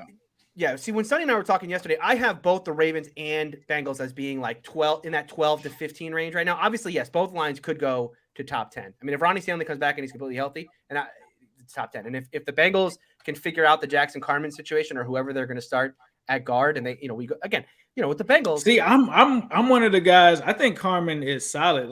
A lot of people talked about him last year, and a lot of it was just him being in the doghouse. But he was obviously better than Hakeem Adeniji. My hot take for the Super Bowl was I was pissed that he didn't play in the Super Bowl because he was clearly better than Hakeem Adeniji. You saw it in those games where Joe Burrow got sacked 9 times, right? Those were games where Hakeem Adeniji started the whole game. And then they did this thing where they did a 50-50 snap thing with Carman and Adeniji in the Chiefs game. And Adeniji still gave up sacks. Carman didn't give up sacks. And he had that big block on that Perrine play, that Perrine play that you talk about. Jackson Carman is the whole reason that sprung that whole play open. Yeah. And for some reason, because he was in the doghouse or they felt like he was kind of like a diva and wasn't taking the job serious, they did one of those things where it's we're going to play the guy that works harder, even though he's not better. So Jackson Carman, for me, he didn't he wasn't even really like a bad player. He gave up 0 sacks last year. Like for me, he's just got to have the right attitude. And a lot of it was like immaturity issues and stuff like that. Like practicing, not expecting your position to just be handed to you. So Carmen, I think is just solid. I'm not saying the guy's like an amazing player, but it wouldn't shock me if he was a solid guard at the left guard position for us. See, I think both offense. I mean, look, the Ravens had a bad offensive line last year. The Bengals had one of the worst in the league. Let's call them bottom 5, right? I mean, again, for both teams, if they go from what they were last year to even a middle of the pack or upper middle pack, that's such a night and day difference. It's going, if we see the Ravens kind of come back to where they were back in 2019, or if we see the Bengals make a major leap forward where they're, one of the best teams in the AFC, I think the offensive line is going to be key in that. And it doesn't need to be top 5, right? I mean, neither of these teams needs a top 5 offensive line. It would, it's kind of an icing on the cake. What they need is a not bad offensive line, and they'll get things done. Yeah, I'm just glad to just have a top 20 line. I'm at this point since 2016. Yeah, I'm just glad to have a top 20 offensive line. I'm good with that. And I think you can kind of give the Bengals credit for what they did this offseason, because what they did was they lifted their floor. At the end of the day, like, are they going to be a top 5? Are they going to be top 10, top 15? Their floor is like top 20. Like all the guys that they added, even if, let's say, the Jackson Cartman situation is an out-and-out disaster, like just one guy being that bad, I don't think is gonna cause as many issues as. I'm just glad to have a good right tackle for the first time since like Willie Anderson. Like Andre Smith is my guy, but this is a guy that could be better than Andre Smith. So I'm just glad that we finally have a good right tackle. We came a long way from Bobby Hart. Those Bobby Hart years were Bobby dark. Hart. We gonna disrespect those Bobby Hart years were dark. Oh my goodness. Wow. I'm not wishing injury on any team, but I'm just saying if the Bengals wanted to sign Alejandro Villanueva for one last go this year, I would be okay with that. I could. Is he in the league? Oh, man, Hendrickson no, he retired. To the bench. He retired. Hendrickson sent him to the bench. All right. Anything else on the Bengals before we going up against Andy? Anything else you guys want to say about the Bengals before we I have some super chats to get to. Just real quick. Adding Leal.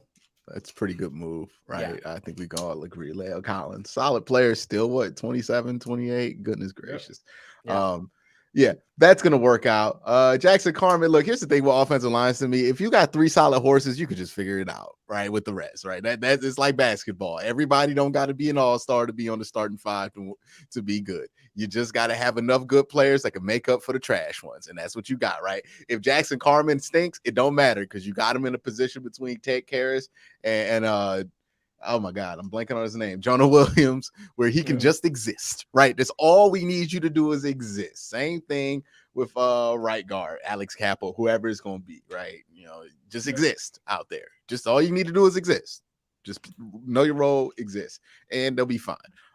That's not a recipe for like the best offensive line ever, but it's going to be, a good enough offensive line to where Bengal fans aren't really thinking about it. And that's where you want to be, right? And you just don't want to be thinking about your offensive line all the time, because that's when you're in trouble. Yep, exactly. All right. Let's get to Sonny's rankings here. Sonny has the Bengals at 3 and the Ravens at 2. So he and I are on the same page, and I'm not switching. I'm going to have it that way. Bengals fans use it against me later on in the season. That's what I'm coming to expect. The argument we're using against the Ravens is the similar argument that we used against the Bengals last year, to be fair, right? In the Bengals, because we were like, hey, man, we're really relying on Jonah Williams. We didn't even know if he was good beforehand. He's missed all this time. You know what I mean? So it's a similar argument that we're making for the Ravens on why it could go wrong. And, it went right for the Bengals last year. It could go right for the Ravens. I mean, they're due. And that's where it starts. It's really just the Ronnie Stanley thing for me, like Hugh was saying. Like Ronnie Stanley, you take him off of that line. Ugh. Ronnie Stanley demonstrated incompetence in building that offensive line over the last couple of years. Right. And that's what almost has me changing my rankings around, but I'm not going to. That's really what, because you can say what you want about the Bengals offensive line last year, or the issues that they can have, or the incompetence that we can see here. Last year they did enough, right? When we thought that they didn't do enough. So they've demonstrated some competence on that front.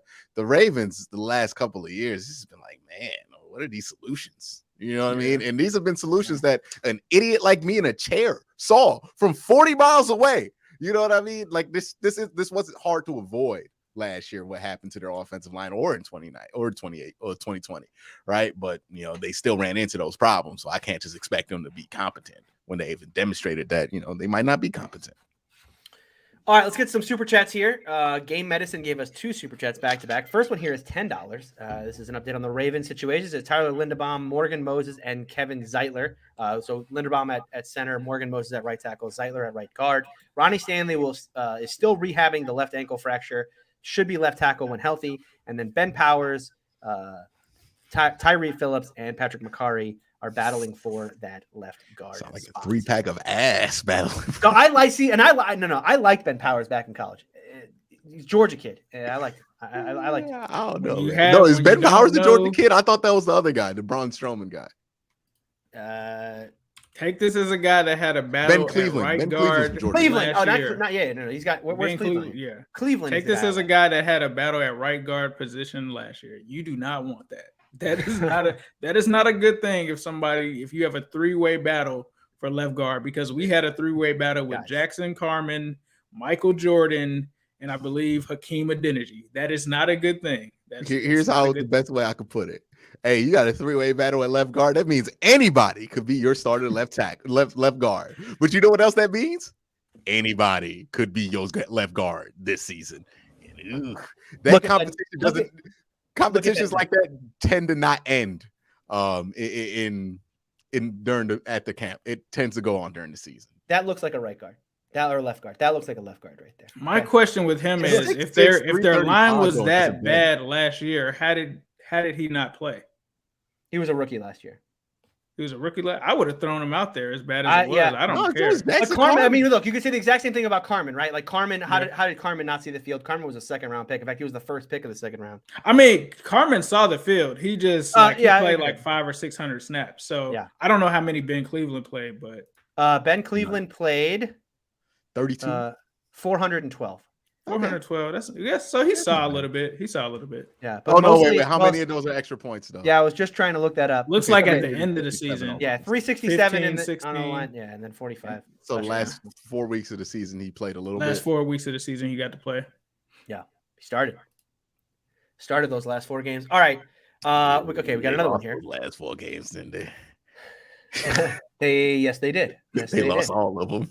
Yes, they went 0-4 in those. Yep. One of them to and then ended up in 4th place. Yeah. Game Medicine here with another super chat, $20. Really appreciate it, Game Medicine. By the way, great. I believe this is the guy on Twitter who does the same thing, where he kind of updates everybody. Subscribe to him if you want those updates, especially if you're a Raven fan. Exactly. Yeah. Very good. I think he started doing, if I remember, I think he started doing video updates as well, which is pretty cool. Nice. Okay, so he gave us a $20 super chat here. You know what I mean? Yeah. Appreciate that, Game Medicine. Absolutely. Got his brand going. Help him out. Give him a follow on Twitter.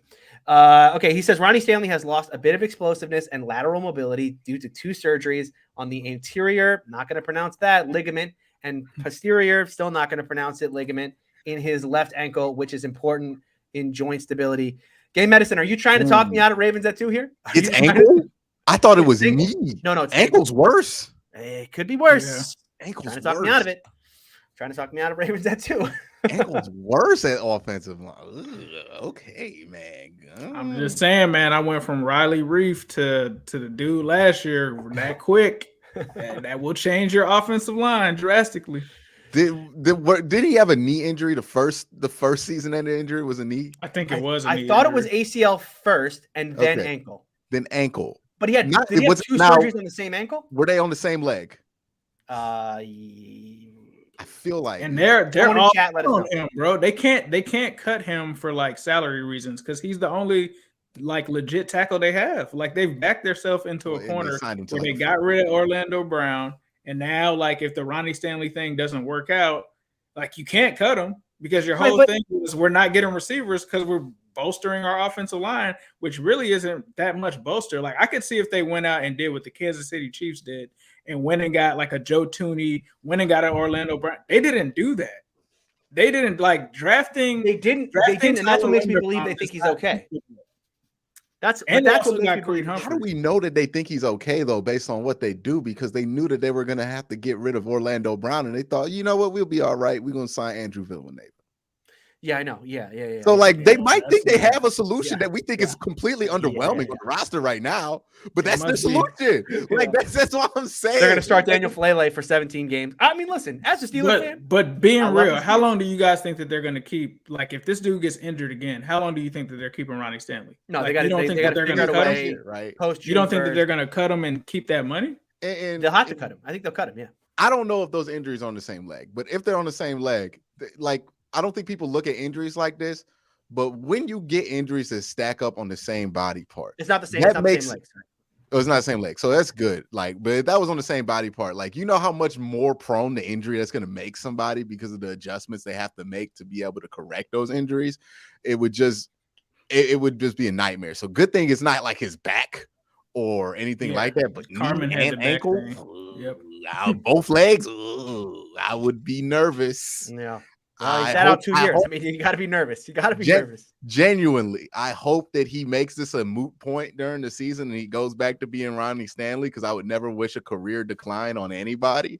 But yeah, that it can't be something you ignore at this point. It's gonna be something they're gonna watch all year to make sure that he's still Ronnie Stanley, because that's a question mark at this point. And you got to pay Lamar. So I mean, obviously you want to keep him to do it, but if he is showing, like it happened for the Bengals, right? Like Tyler Eifert had great years, went to the Pro Bowl, all of this and that. When dudes stop being able to play, like it doesn't matter how good you are. Like the best ability is availability. Yeah. Like when you can't show up, like that's the reason why we're like, all right, yeah, Tyler, you can walk. We're not giving you a contract because we have to wrap you in all kind of like styrofoam just to make sure that you don't hurt yourself in training camp. So I'm not saying that I wish that on the Ravens, but if I'm looking at it from a Ravens fan perspective and I've got to pay Lamar Jackson and it's a situation where Stanley isn't playing and he's always hurt, like I'm taking that he's going to be a cap casualty, dog. Like I'm taking that money back. Like I'm not making money off of that investment if you're not actually playing. Why am I paying you to sit at home like we did with Trey Flowers? I mean, not Trey Flowers, but Trey Waynes last year. And now Trey Waynes is talking about, oh yeah, it's not in me anymore. I bet it's not, because you just sat at home and literally made like $30 million in 2 years for playing like 2 games, dog. Yeah. I mean, I would retire too. I mean, where else are you going to hit a lick like that? You know what I mean? Once I hit that lick, you know what?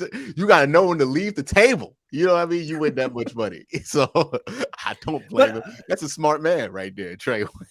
I get the point of like, look, when it's over, especially when with injuries like this. But you know, look, I'll compare it to a Steeler from last year. Zach Banner was a player that the Steelers signed to a 2-year deal. They were paying him like, I don't know, $9 million. They wanted him to play tackle, but he was coming off of an ACL.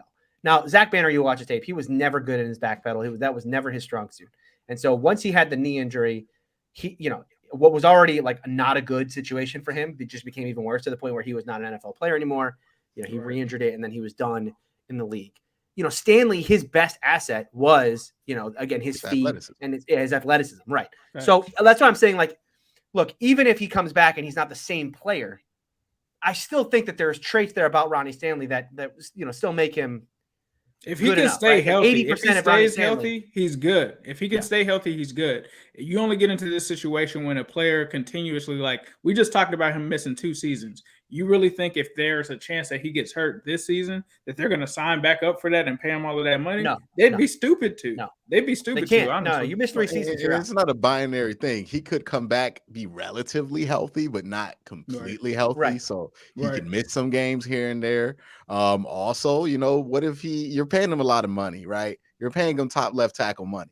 Well, if he's out here playing like, you know, top 15 tackle instead of like top 5 tackle like you were paying him, you know what I mean? That changes the math on what you pay him and what your value is going to be. Because when you've already said that you demonstrated that your value is top 5, you can't necessarily go on the second contract and be like, well, how about this mid money from the same people who paid you that big money? You'll get the mid money from somewhere else, but they're generally not going to accept that smaller money deal from the team that gave them the money in the first place, right? That's not how free agency ever works. So, you know, it's interesting to look at in the future. Look, like we say, I know Raven fans think we hate them, but we also think the Ravens are like a 10-win lock. Yeah, so, you know, and I would tell you, fully healthy, Ronnie Stanley is probably a top 10 tackle. But it's just when he's healthy. Like I'm saying this from going through Tyler Eifert's and guys like that have had injuries, and I was just like, you know what, dog? I love these players, But if you can't be on the field, you gotta go. You gotta go, bro. We're just having a very real conversation about the reality that an injury-prone player in a contact sport can be a problem. Oh, facts. When Sonny gets back, he is gonna. Well, I hope he's He's not gonna be watching. like, what? I hope he's. Why? How dare you? Yeah. All right, let's get some super chats here. Ray Rags with a $5 super chat said, "I know it's college, but I watched Ohio State have 4 tackles starting on their O line, and it did not go well for them." Look, for the Ravens, it's not a situation where they're gonna have guys playing out of position necessarily. Well, I guess Morgan, no, that's not true. All right, anyway, Ray Rags here. Morgan Moses going to the left side would not be an ideal situation. And it's a hypothetical, to be fair. It is hypothetical. This is why I did not rank them 4th, Raven fans. Why y'all mad?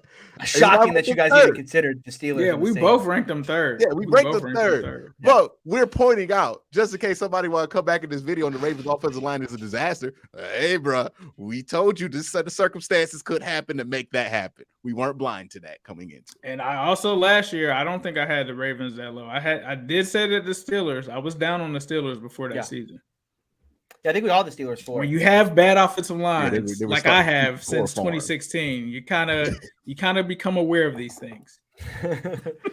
All right, Ray Rags here with a $5 super chat says, "Genuine question: will the Steelers not having Ben throw the ball that fast hurt them this season against better pass rushing teams?" This is something Sonny and I talked about on the Patreon. It is an open question. It is kind of a mask off situation with the Steelers pass protection, right? How good are you really? Because you got away with it for 2 years with Ben just getting rid of the ball real quick. I don't imagine Mitch Trubisky's going to have a super fast release. The same thing if they end up starting a rookie in Kenny Pickett. What do you mean? Kenny Pickett pro ready already. Ready to go. Ready to go. Because just going to see a lot of moving pockets and a lot of play action.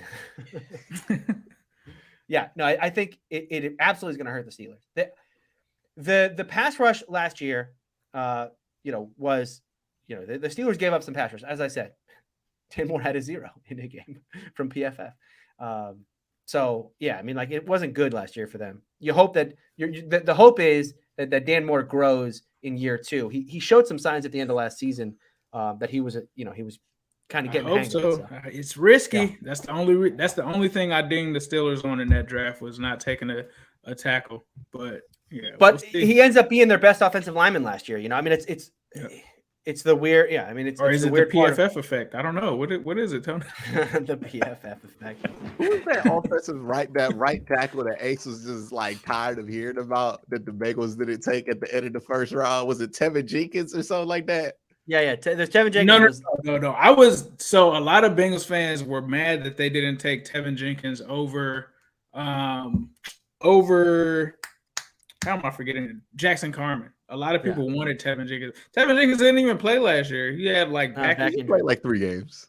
He did? He had bad back injury. He had a bad back injury though. Bad back. He actually now that's an injury where it's like, yeah, exactly. That back injury, them lower extremity injuries. These are not small men we talking about. But I don't. Okay, hold on. Because look, Steeler fans get real upset about the same thing, right? They wanted to take Tevin Jenkins over Najee Harris. Some of them did, right? There was a whole offensive line versus rebuild the offensive line versus rebuild the running back. And a lot of people throw back into Steeler fans' faces. They go, "Oh, if you wanted Tevin Jenkins, well, he had a back injury all last year. Why would you want him?" Okay, but at the time, no one knew he had It's not like I had the medical report in front of me and was like, "Well, I think his back injury is going to be just." No one knew he had a back injury going into that draft. I was out here like, but the NFL teams injury, no problem. The NFL teams knew. Teams knew. Yeah. But not us. Yeah, that's why they passed on him. Yeah, that's why he fell further than I think people would have expected. Yeah, back injury. Who else was it? It was Landon Dickerson. Wasn't that Landon Dickerson? One? Yep, went to Philly, and there was Liam Eichenberg was another tackle. He was bad though. What happened? Liam Eichenberg was very bad, and I liked him a lot too. But he was. Talk about ghost of like all-time perennial guards that was supposed to be that never were. Chance Warmack, just no reason, just kind of stunk. You know what I mean? Who was the long-haired blonde guy that got drafted by the Raiders in that draft where it was like all pro, and then just like awful tackle? I think it was a Ben draft. I think it was 2004. 2000, and that's when they had the lineman coach as their head coach, right? And he drafted him, right? I believe so. Yeah, someone in chat will remember him. I want to say it was like Golden or not. It wasn't Golden. It started with a G though. I feel like it did start with a G. Something his like last that. name. It was Oakland. Robert Gallery. Robert Yes, Gallery. that's him. Robert Gallery. Yeah. Ooh, rough. Rough. All right, we do have an update here on Ronnie Stanley. Wait in between Eli Manning, Larry Fitzgerald, Sean Yeah. Taylor, Phillip Rivers. Yeah. And they picked him. Yeah. Yeah, exactly. It was like, oh, they were just all pro, all yeah. And then Not by the all way, pro. That was a Hall Tom of Cable, Famer. right? Oh, yeah, Tom yeah. Cable. Well, Was that his name? Tom was Cable. the I think that coach? was his name. Yeah, Tom Cable. Yeah. Yep. All right, Game Medicine here doing his best to try and talk me out of Ravens at 2. He says Ronnie had 2 arthroscopic surgeries on his left ankle. The second one was in 2020 offseason because we brought him back too early without proper physical therapy and rehab from the first one in 2019. Game Medicine is trying to sell this Ronnie Stanley stuff. He knows something. He does. Well, he's just giving us the medical information that we need to act upon. You know what I mean? Yeah, exactly. He's trying to make sure we don't make Kevin Jenkins. He's just afforded us the knowledge to know. You know what I mean? Like how you feel about that information, you can't be mad at him about it. Like, yeah, he's a Ravens fan, if I'm not mistaken. Yeah, he's just like, hey, brother. He's not even slanting it or editorializing it anyway. He's just letting us know there's multiple surgeries done on that ankle. Yeah, and it was. Well, the fact that they brought him back to again, this is one of my whole argument is I trust the coaching staff, and then he's like, by the way, they brought him back early. They brought him back too early. They didn't let him rehab it. But yeah, Tony, keep going. Like, yeah, you believe that. Trust the staff, Tony. Yeah, trust the staff. Yeah. Get rid of Orlando Brown and bring in your boy. Trust the staff. All right. Well, so let's get to number 1 now. I was gonna say I was gonna do it, but we haven't even talked about number 1 yet. Q, I'll start with you here. Who do you have as your number 1 offensive line in the AFC North? It's the Cleveland Browns, but I don't think it's the margin people think it is at this point, right? Because I have a little bit of a concern about that offensive line. Jedrick Wills has had injury problems both of his years in the NFL. I expect him to make a little bit of a leap here in his 3rd year. Now, he wasn't awful his first 2 years. He's been pretty solid, but like people have been on his ass about it. Like they think he's been bad for whatever reason. He's been okay. Not a great run blocker, but I kind of anticipated that it would take him a while to be a good run blocker coming out of Alabama because his thing was really pass blocking and his finesse. Then you have Joe Bitonio. Ain't nothing to worry about with Joe Bitonio. He's been solid as grass for like 2014. It's amazing to think he was in the same draft class as Johnny Manziel and Justin Gilbert, but man done seen Rivers. All right, he gonna be all right. Right guard Wyatt Teller. He was a little up and down last year, but he's gonna be all right. Jack Conklin, look, I know Browns fans get mad at me every time I say this, but like I just can't count on Jack Conklin. So I'm just kind of assuming that James Hudson's gonna be in there at some point during the season because Jack Conklin, he missed so many games last year. And there were so many injuries that piled up. And then the last injury that happened, I believe, was like 3 weeks left to go in the year. So it's not like he's had a whole season plus an off season. Like he's only really had an off season to heal. I'm not confident about Jack Conklin's ability to stay healthy for a full game. By the way, Raven fans, it's not just me doing it to the Ravens, right? I'm doing this to my own team. But Jack Conklin, can't really rely on him. Think James Hudson's going to step up. I have a better feeling about James Hudson than most people. I think James Hudson played well in those last 4 games. I know everybody points to the TJ Watt game where he gave up the 1 sack. But if you go back to that tape, it wasn't his fault, a couple of those sacks. I mean, just count how long the ball was in the quarterback's hands and where the quarterback decided to roll away from pressure, which was right at TJ Watt. I mean, you hold the ball for 5 seconds, roll out to TJ Watt, you give up 3 sacks like that. How can I blame James Hudson for such a thing? But other than that, he played pretty well after that game. And I think he even played well in that game that he doesn't get credit for. So I think he'll be fine. I think Nick Harris will be fine, and I think Jedrick will be fine. And ultimately, I think this offensive line is going to be fine.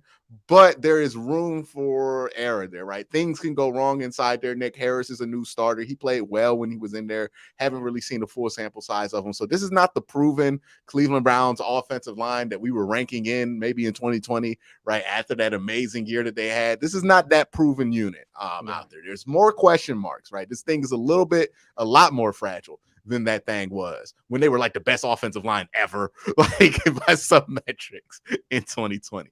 So yeah, they're still the best one, but I wouldn't say that they're probably, I don't know if they're top 5 in the NFL. I don't know if they're top of the league right now.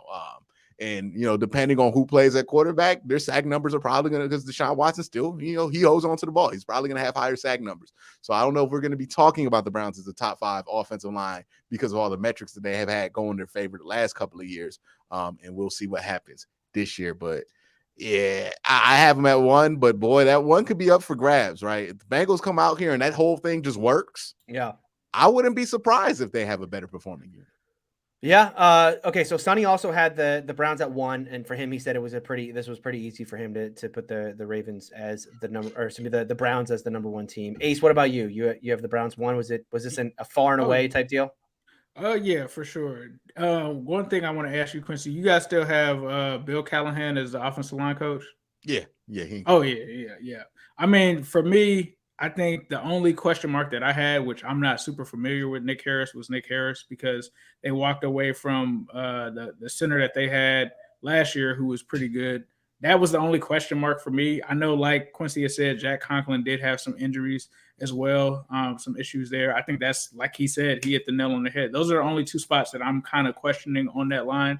Everybody else, I feel like they're just solid. They got the coach. Callahan is one of the best offensive line coaches in the NFL, hands down. I'm still pissed that we let him go to Cleveland, because his dream was like to coach with his son. And Zach Taylor was like, you know what, dog? Nah, we're good with Jim Turner. That was one of the worst moves ever. But the Browns still have it for me. I think that he's going to develop Nick Harris, and he's not going to be a huge issue for them in comparison to what they had last year at the center position. So I think that they are number 1 in the division. I could see why Quincy is saying that he's not sure about top 5. I probably have them at top 5, but I feel like if we're comparing them to that unit from 2 years ago, like Quincy said, that was number 1. So, They may fall a little bit, but it's not going to be too far, in my opinion. Yeah, and I think also part of one, they're extremely confident in Nick Harris, if you hear him talk. 2, also they reason their confidence because Joe Bitonio on one side of Nick Harris, Wyatt Teller on the other, 2 all-pro offensive linemen. Legitimately. Right. So there's not much worry there. My worry is all right, if James Hudson has to step in there for a while, is he going to be the better performing half of James Hudson that we saw last year, or is he going to be what James Hudson was at the beginning of last year, which was he struggled a bit against really skilled defensive linemen? That's kind of the issue there. Jedrick Wills, also just the health there. That's where the Browns had trouble, right? When they just had no tackles, right? And all of a sudden we're flipping Jedrick. We're trying to flip guys back over to one side and the other. And then we're starting Michael Dunn at left tackle, and it's just a disaster. That's what I worry about happening, because the tackle structure, the reliability of that tackle position for the Cleveland Browns, not what I would like it to be. I would like there to be a more stabilizing force in that. Jedrick Wills has to become that this year when it comes to an injury standpoint. And I would like to see James Hudson step up and become a staple there. Rather than Jack Conklin missing games that we don't really know, just because I just rather have somebody who's available I could rely on, rather than somebody who's good in Jack Conklin, but we don't know every year. Yeah, I'm with you guys. I have the Browns 1, but it's not like the Browns are the best. The Browns are no longer the best offensive line in the league. There are enough question marks here where I would say, they certainly weren't the best offensive line in the league last year. Although they had to go 10 deep. I just looked it up right here, looking up snap counts for the year. It was ridiculous. Yeah, they started there. Yeah, they had 10 different offensive linemen. It did like 1 week. Everybody got hit with COVID. So look, and the thing is, they went 10 deep last year, but they weren't. We don't consider them to be like the Ravens last year, who had all those injury problems and absolutely fell off. Right, they were bottom 10 in the league, let's say, or the Bengals and Steelers, who were like bottom 5. You still thought of the Browns last year as an offensive line as good enough. Now, one of the things that they had going for them is that while they did have all these injuries, like Q talked about, they were only on the edges. They had such a great interior, as he talked about, Bitonio and Teller. That's like the glue that makes everything else work. Those 2 guys were healthy the entire year. So you talk about, okay, what happens if Conklin, if he's, again, a little shaky? What happens if Wills is a little shaky as far as their health? What happens if those things are true and one of those interior guys goes down? That's when you could see another team step up, right? In that case, if a guy like Bitonio or Teller started to get an injury bug, that's when I could see the Ravens or Bengals being the best offensive line in the AFC North. But again, I don't want to do this based on an injury or you're wishing injury on a guy who's an all-pro. So Yeah, the Browns are still the best offensive line in this division. There's a gap for me. Again, I think the Browns, if they stay healthy, if they're as long as they have normal injury luck, they'll be a top 5-ish, maybe top 7-ish offensive line. Just being real, like offensive line, there's going to be injuries on everyone's line at certain points in the season. So I agree with you. But just being real, like it's rare to have your offensive line, all of those guys play every single game. It's just tough. Imagine having a player that played every game. He was active for every game in his career. I'm just saying, shout out Joe Thomas. Never missed the game. Never missed the game. And those are games to miss that he played his whole career. Like all of them games didn't mean nothing. He ain't played in 2 meaningful football games in his rookie year, and then none after that. Think about that. Think about that if you're Joe Thomas. He played all his meaningful games, 2007. And he played in the crazy eras too. Like then after 2007, they're diving at legs. That was legal back then. Like James Harrison, he played against like the full James Harrison. Yeah, Vontez Burfict Bengals. Like he doesn't see that. And he did all that to retire on the 0-16 team. Poor Joe Thomas. Like some of us just don't. He had to retire for the Browns to get good. He had to retire for the Browns to get good. Yeah, that's what I'm saying. Like what did it cost Joe Thomas? Yeah, it cost Joe Thomas. All right, we got some super chats to get to. Yeezy for POTUS here says Michael Dunn for POTUS. Big Michael Dunn fan here in the super chats. Random. Very random. Very random. Michael Dunn, who had 128 snaps last year, by the way, got that snap count numbers for you. 11%. Ray Rags, $10 super chat. He played in that Pittsburgh wildcard game, though. Pivotal role. Oh, did he? Did he? Yeah. He got hurt in the first quarter, and that's when Blake Hance came in the game. Gotcha. Well, and that's the thing that really happened to the Browns last year, right? It wasn't just that they had so many injuries, that they had so many injuries all at once, right? That they were going 3 deep at positions certain times. It would be like concentrated at one position. Exactly. Right. It would be like tackles, just like because the guards never really went out or the centers. It was like the tackles just all got hurt at the same time. Right. Yeah. And when you're going to your 3rd string tackle for anything, you're in a world of hurt. All right. Ray Rags here with a $10 super chat. Oh, I like this one. Yeah. He said, I asked this on the Patreon stream, but Q and A's weren't there. So what do you think was the worst mistake that a team you liked has either made, or a mistake they made by not doing something? Dog, I'm a Cavs fan. Have you heard of the JJ Hickson trade, right?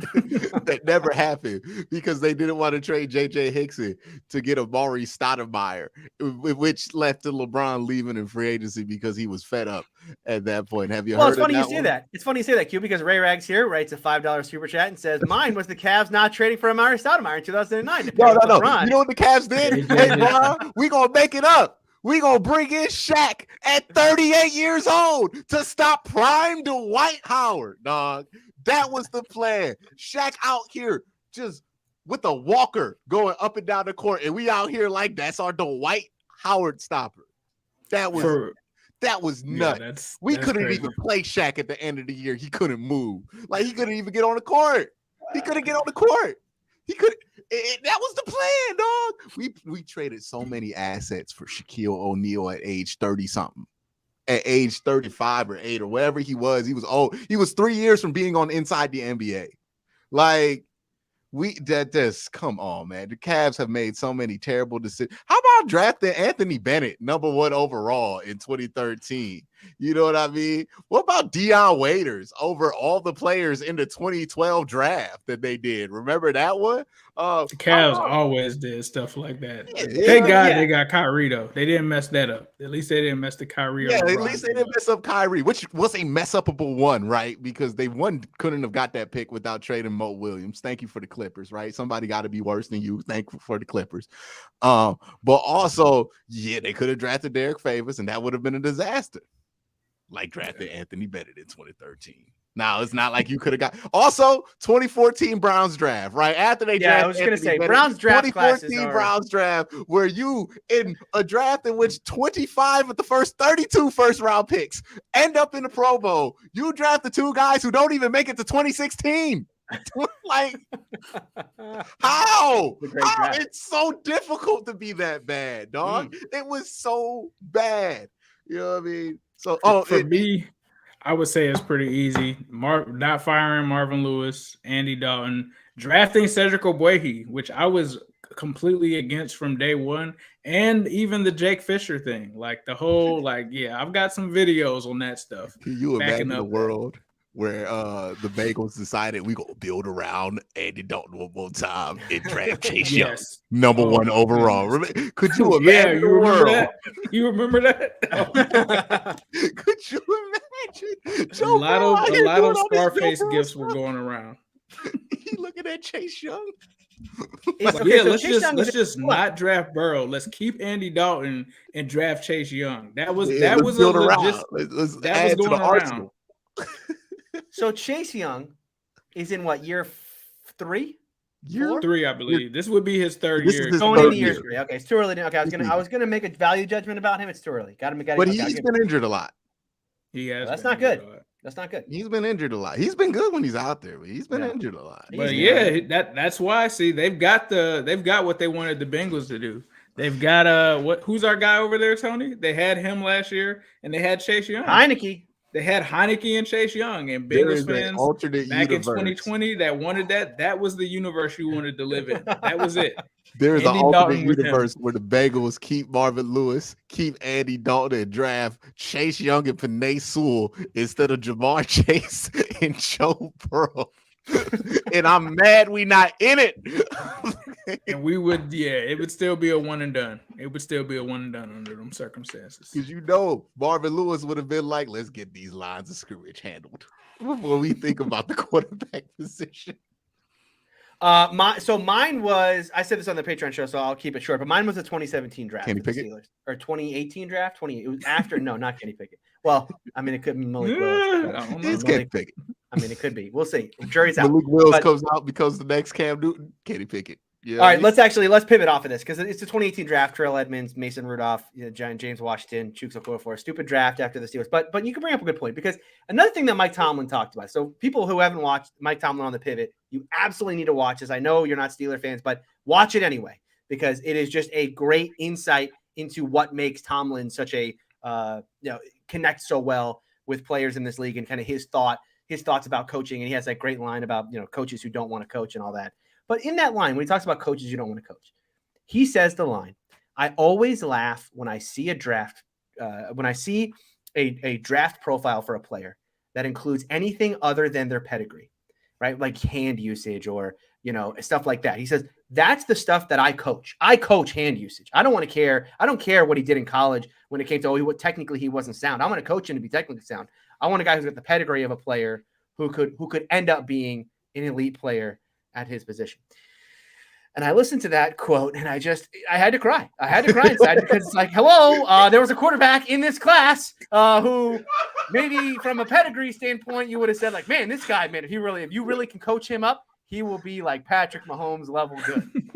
And they passed on him to take Kenny Pickett. Who you're going? Well, arm strength wise, I don't really know if he's got the pedigree. It's all this stuff about all this stuff against what he said. Like, Tomlin. Give me the high potential guy. Yeah. Give me the man with the tools. Give me Kenny Pickett, goddammit. It was just, listen, it was a great quote from Tomlin, but yeah, I did think about it. I'm like, well, what happened with Malik? It was right there. The worst part about it is he followed that philosophy at literally every other position, right? Like, you look at the Steelers, every position, they go with these raw guys that you can mold into talent. And then what did he do? Draft Kenny Pickett. I don't think that was a him decision. Was it? Was it the owner's decision or no? It's the three of them. It's Tomlin, Colbert, and Rooney all get together and they do the draft. So all I'm he saying might have got is out. He might have got a be- rule, but he was pretty glowing in his in his Kenny Pickett. I would hope so. Look, man, Kenny Pickett must be a monster in that interview room. Like his whiteboards game must be crazy. They got a great look at him. It's not like they had to go far to get some game tape on him. So I mean? Like, hey, man, they believe it. We'll see if they're right, but there's one thing they cannot deny, right? You know how Hugh Jackson cops all these pleas about the quarterbacks the Browns drafted in that area? Because he's like, I ain't had nothing to do with that. This is not something the Steelers can say when it comes to Kenny Pickett. They were all in on Kenny Pickett, so if that don't work. They tried to trade up to get him. They called the Houston Texans, and the Houston Texans told them no. But they could have just. I mean, they could have just took your boy in the second round. They passed on him in how many rounds? They came back and they were. Yeah, they could have taken Malik Willis in the second round. It would have been great. I really wanted him to just taken him and Desmond Ridder, right? Like, imagine a world where they didn't pick up a quarterback in free agency. You know, they could have. They literally could have taken 2 quarterbacks back to back because they wanted to bring 3 into camp anyway. All right, Yeezy for POTUS, another $2 super chat here. It says all offensive lines fold going against Owe. Except the Bengals. That's the edge rusher in this division that people are afraid of. Yeah. You know, TJ Watt and Myles Garrett. Those not guys, the other they got guys who have had double-digit sacks the last couple of years, right? Like none of those guys.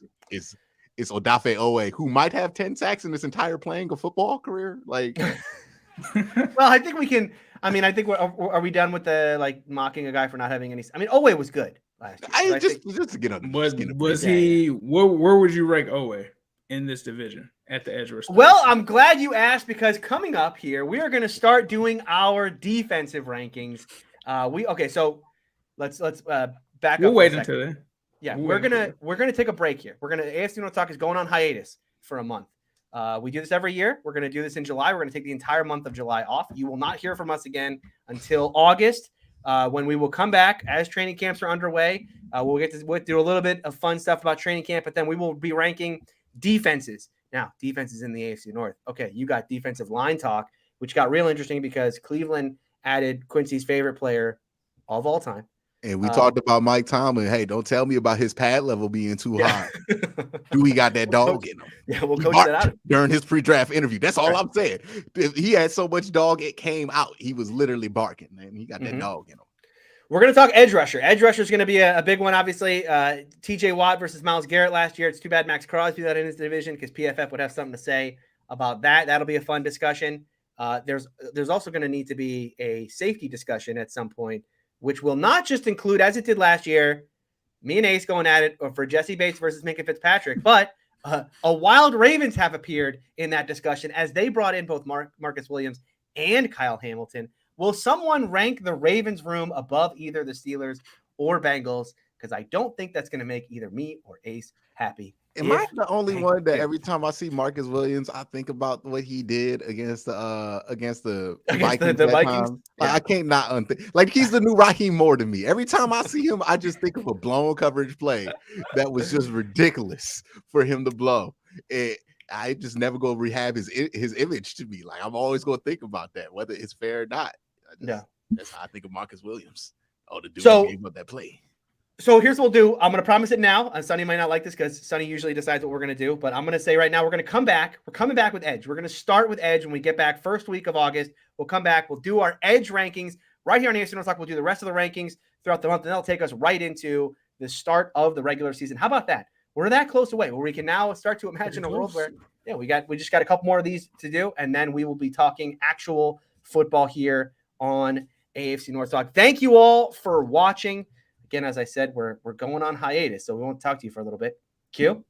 And maybe by the time we come back, man, we might have a contract to talk about. Not going to say whose contract it is. Maybe we got a contract to talk about. Or maybe we don't, and we are a month away from doomsday. We'll see what happens. Stay tuned to AFC North Talk. Yes. How many more of these shows will we do with a preamble about a certain player's contract? We'll see. Yeah, I'm just saying, we get to August, dog. That's a conversation.